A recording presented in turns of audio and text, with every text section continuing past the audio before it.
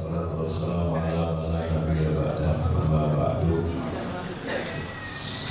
Para shaimin shaimat, qaimin qaimat hadakumullah, amin ya rabbal alamin.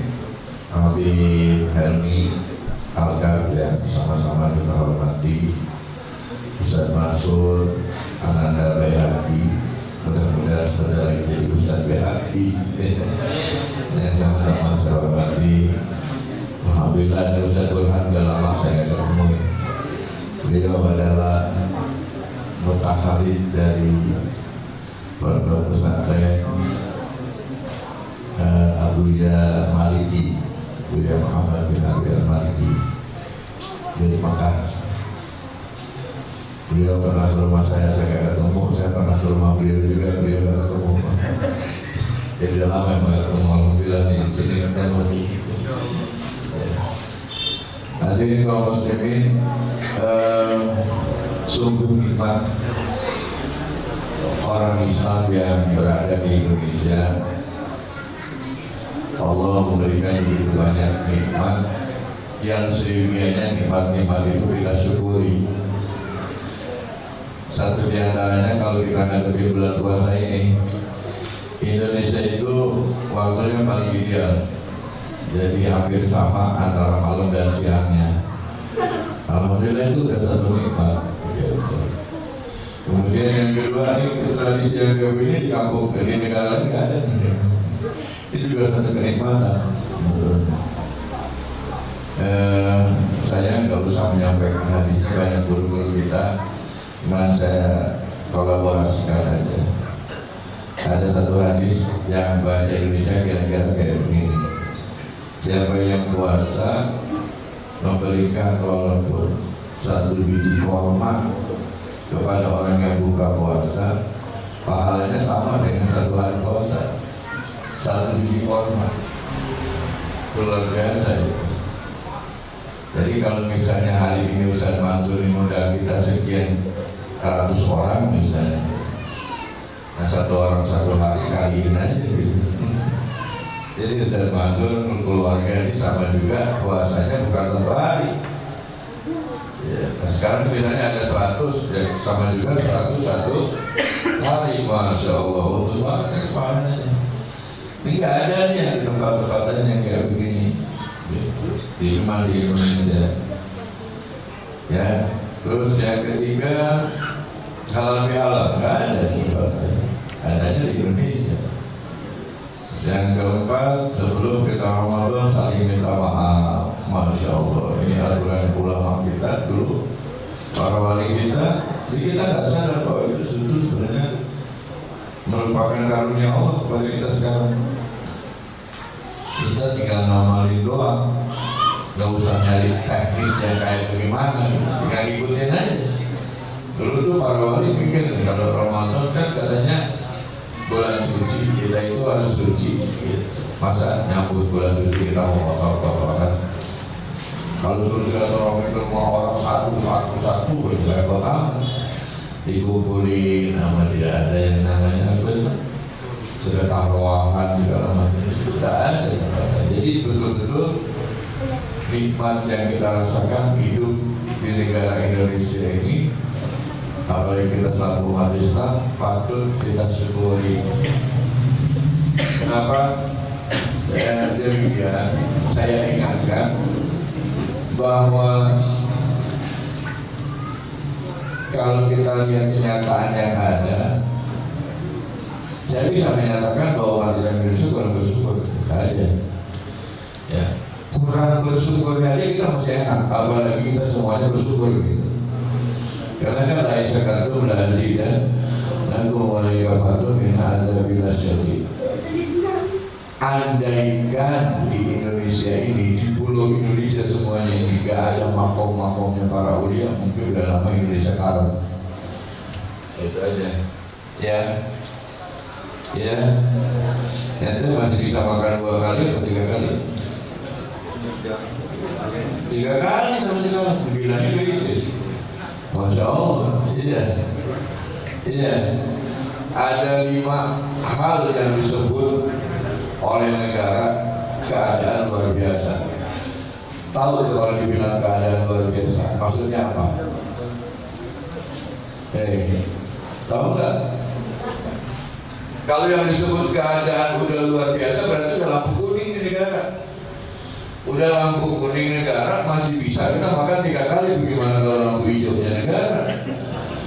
Kalau lampu kuning kan bukan ke lampu hijau, lampu kuning itu dan berdekati ke lampu merah. Nah, kalau ditambahin lagi kita syukurnya lebih banyak, subhanallah, luar biasa. Ya, nah 5 hal tadi, narkoba itu udah luar biasa, ya kan?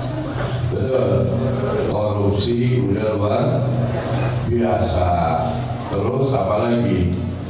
Kejahatan seks terhadap anak kecil sudah luar biasa. Terorisme udah luar biasa. Kehilangan jati diri bangsa, nah ini udah luar biasa. Sampai Pancasila aja banyak yang nggak hafal. Ya, kan kemarin ada di TV ditanyain lambang Pancasila, gambar Pancasila yang kelima, dibilang apa maksudnya? Bebek lungging ya. Luar biasa. Ini kan berarti kehilangan apa tuh? Kehilangan jati diri bangsa. Padahal agama tidak bisa dilaksanakan dengan baik kalau negaranya tidak aman. Gak bisa.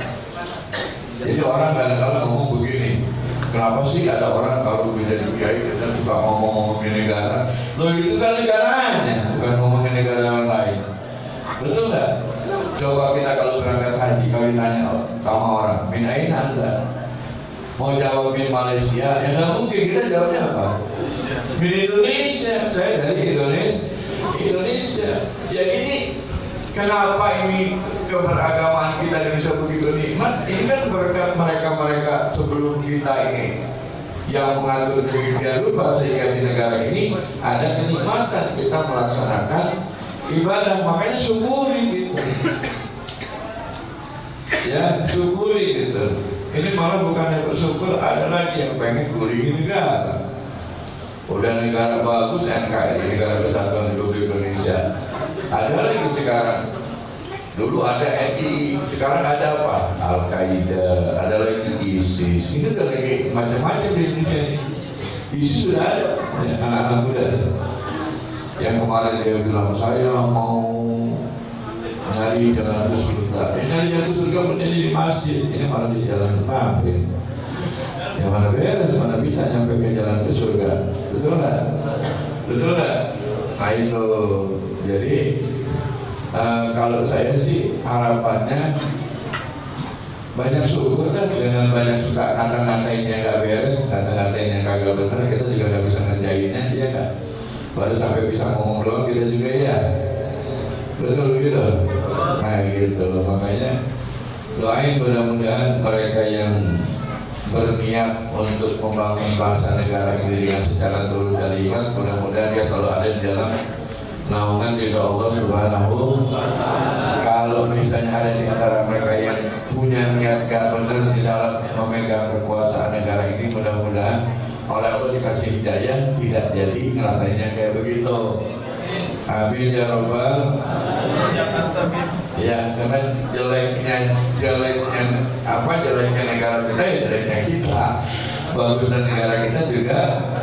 Nah, oleh karena itu hati-hati ke depannya ini, ya, terutama nih pemilih pemuda nih, pemilih pemula, hati-hati. Ini udah banyak orang yang pintar ngomong sekarang, makanya kalau kita kurang-kurang memperhatikan dari mereka bisa-bisa terjebak. Terutama itu tuh yang keluar masuk ke pesantren pakai jubah, pakai sorban, pakai peci, bagi-bagi. Ini sekarang udah nggak ada tuh, ya. Kiai cium tangan, dikasih segala macam tuh. Ya. Padahal dia orang Katolik, hati-hati tuh ya. Hati-hati. Ada partai yang dia pengen pimpinannya jadi presiden di Republik Indonesia. Kalau kita nggak ini bahaya kita. Alhamdulillah ini dari nangis para aulia kita nanti di kuburan. Ya, mereka tidak menghendaki negara kita dipimpin oleh kecuali orang Islam. Jakarta satu contoh sekarang, ya. Masya Allah, innalillah, Ustaz Burhan udah sedih banget. Kata begini, baru Jakarta bagaimana mau jadi presiden gitu ya. Baru satu provinsi aja udah kayak begitu. Nah ini kan jadi perhatian kita. Jadi jangan terlalu adem ayem kita ini. Ya, ngadepin ke depan ada mereka-mereka yang ingin menggerogoti negeri ini dan bikin susah martabat warga negara Indonesia ini.